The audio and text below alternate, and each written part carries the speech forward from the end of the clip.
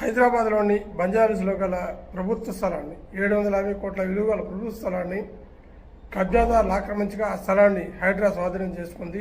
ఈరోజు ఉదయాన్నే ఆ స్థలంలో పెద్ద భారీ పోలీసు బందోబస్తుతో ఆ స్థలాన్ని పూర్తిగా స్వాధీనం చేసుకుంది.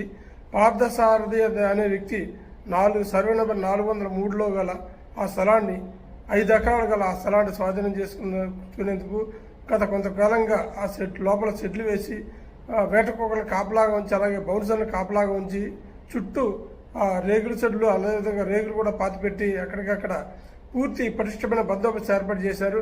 అయితే ఈ 5 ఎకరాల స్థలంలో 1.20 ఎకరాల స్థలాన్ని జలమండలి కేటాయించగా మిగతా స్థలాన్ని ప్రభుత్వ భూగా పేర్కొంటూ రెవెన్యూ బోర్డులు ఏర్పాటు చేసింది.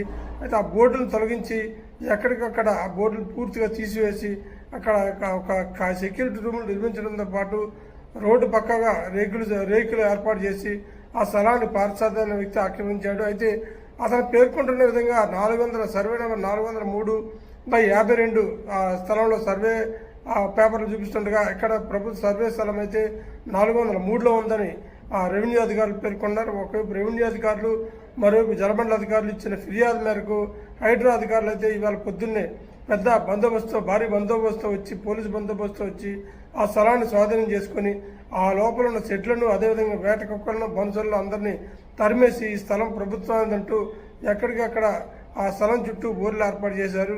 ఈ విధంగా గతంలో కూడా ఆ పార్థసారథి అనే వ్యక్తి ఏదైతే కబ్జాకు పాల్పడ్డాడో అతని మీద పోలీస్ స్టేషన్లో కేసులు నమోదవుతున్నప్పటికీ మరోసారి అక్కడ కబ్జా చేసే ప్రయత్నానికి పాల్పడ్డాడు. దీనిపై హైడ్రా చాలా సీరియస్గా తీసుకొని పోలీసులు కూడా ఫిర్యాదు చేసింది. ఒకవైపు పోలీసు, అలాగే జలమండలి, హైడ్రా ఇచ్చిన ఫిర్యాదుల మేరకు ఏదైతే పార్థసారథి ఆక్రమణకు పాల్పడ్డాడో ఆయన పైన కేసులు నమోదయ్యాయి వివిధ సెక్షన్లలో. ఆ సెక్షన్ల మేరకే ఇక్కడ పూర్తిగా అతనిపై చర్యలు తీసుకుంటామని హైడ్రా అధికారులు పేర్కొన్నారు. మరియు పోలీసులు కూడా పూర్తిగా దర్యాప్తు సాగిస్తామని చెప్తున్నారు.